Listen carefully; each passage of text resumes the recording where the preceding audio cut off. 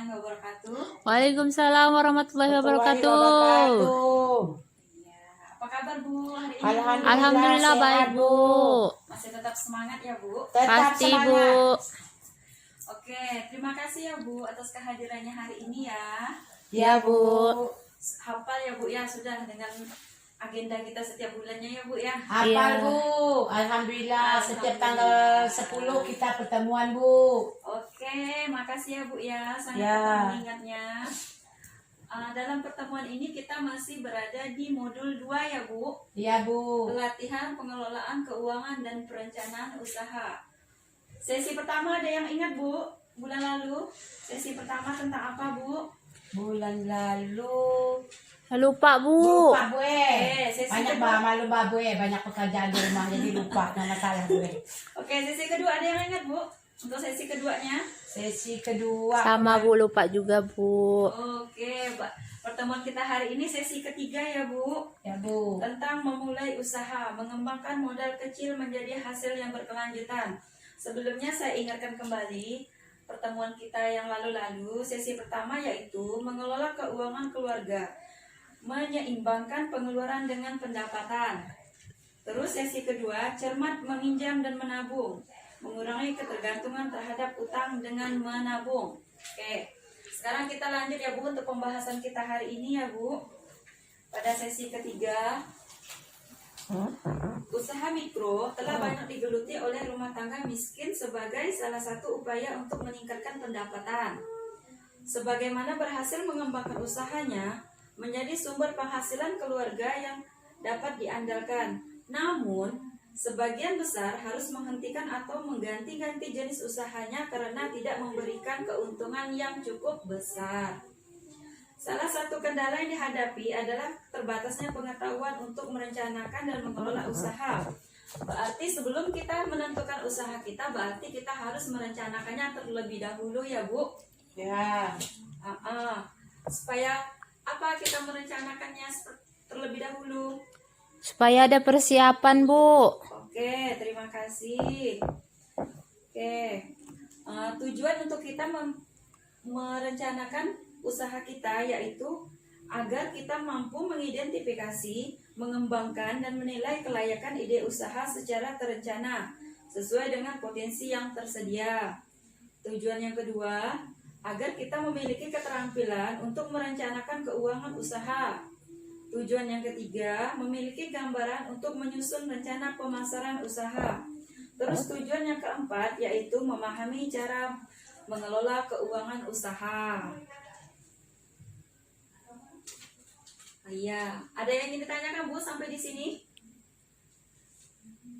Enggak ada Bu. Ya, pasti kita harus selalu menabung dan merencanakan uang secara berhati-hati ya Bu. Ya Bu. Ya, seperti bulan lalu kita sudah belajar mengenai menabung dan meminjam. Ingat selalu ya Bu, menabung sangat diperlukan untuk berjaga-jaga untuk mencapai tujuan tertentu supaya tidak bertergantungan dengan Hutang. Kalau terpaksa berhutang, lakukan dengan cara sesuai kebutuhan dan kemampuan kita untuk membayarnya. Seandainya kita ingin berhutang, berarti kita pikirkan dulu mampu tidak kita untuk membayar hutang tersebut. Ya Bu. Ya. Terus kita di sini nonton video dulu ya Bu. Ya Bu. Oke.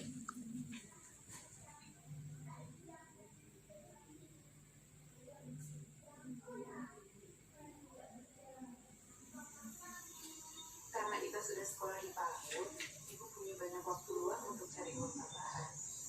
Kebutuhan sekolah anak-anak kan makin banyak. 2 tahun lagi, Dewi masuk SMA dan Ita di TK. Padahal baru 12 tahun lagi, Ibu mau coba jualan ikan, Pak. Apa berjualan ikan bisa untung, Bu? Pasti untung, Pak. Banyak kok ibu-ibu yang melakukannya. Ibu akan ambil ikan dari petambak di pagi hari dan menjualnya di pasar dengan harga lebih tinggi. Petambaknya dibayar setelah kita selesai jualan. Jadi, kita tidak perlu banyak modal. Ibu kan udah punya sedikit tabungan buat modal, Pak.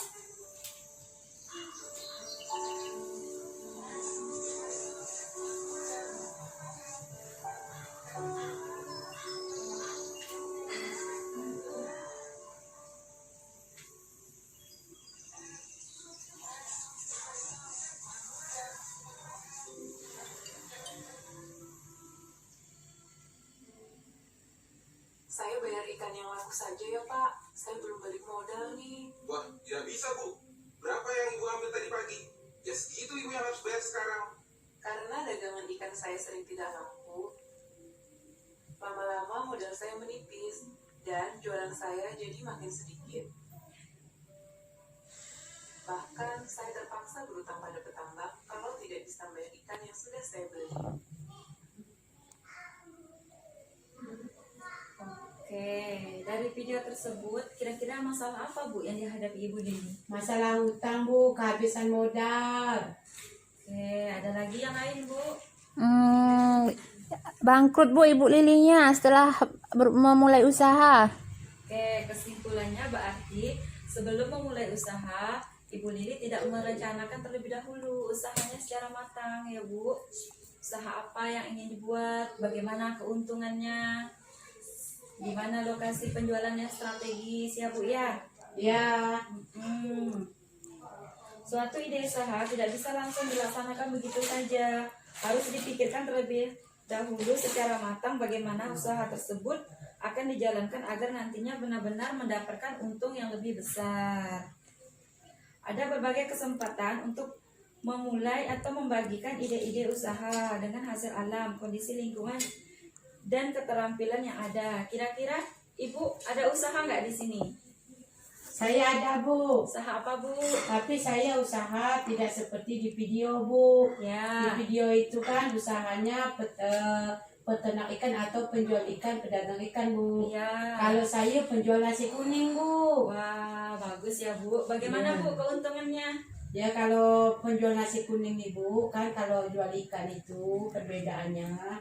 Jual ikan itu kalau enggak laku dia kan enggak bisa dijual lagi busuk Bu. Iya. Kalau kami penjual nasi kuning nih Bu, misalnya enggak laku hari ini nasinya kan Bu, ya hanya nasi aja yang kita tidak bisa kita jual untuk besok. Iya. Tapi yang lain misalnya sambal gerantinya atau sambal cabenya atau apanya itu kan bisa untuk besok pagi Bu. Iya. Jadi kita memang udah kita rencanakan betul-betul untuk jualannya Bu. Ya, gitu, mantap Bu ya. Ya. Berarti di dalam setiap minggunya mengalami peningkatan dong Bu. Ya, alhamdulillah Bu, dia namanya pedagang itu kadang ada untung, kadang ada rugi Bu. Ya. Oke, terima kasih ya Bu. Ya, sama-sama Bu. Nih, untuk memulai usaha, seharusnya kita menentukan dulu ide apa, ide usahanya seperti apa. Seperti kita lihat di sini ya Bu, usaha apa yang akan kita lakukan? Bu Lili akan berjualan ikan segar. Terus siapa target pembelinya? Itu perlu dipikir dulu Bu. Ya. Ibu-ibu yang berbelanja di pasar sudah pasti membeli ikan ya. Terus bagaimanakah untung yang bisa didapat nanti? Ikan dibeli dari tambak di pagi hari kemudian dijual ke pasar dengan harga jual yang lebih tinggi. Terus apakah penyebab kegagalan usahanya selama ini? Ayo, tadi ada yang ingat nggak? Ada Bu, kegagalan dia ikannya tidak laku Bu, pembeli kurang Bu. Ibu Lili tidak dapat bersaing dengan penjual ikan segar lainnya sehingga ikannya sering tidak laku. Iya. Ya, terima kasih ya Bu. Sama-sama Bu. Dalam mengembangkan dan menilai kelayakan usaha, faktor pendukungnya ada dua, yaitu kekuatan dengan peluang. Kekuatan, apa saja kelebihan usaha kita dibanding usaha yang lainnya sejenis? Seperti memiliki keterampilan memasak ikan balado, kan sama-sama ikannya Bu ya? Ya Bu. Berarti kita memiliki usaha yang sama namun berbeda jenisnya.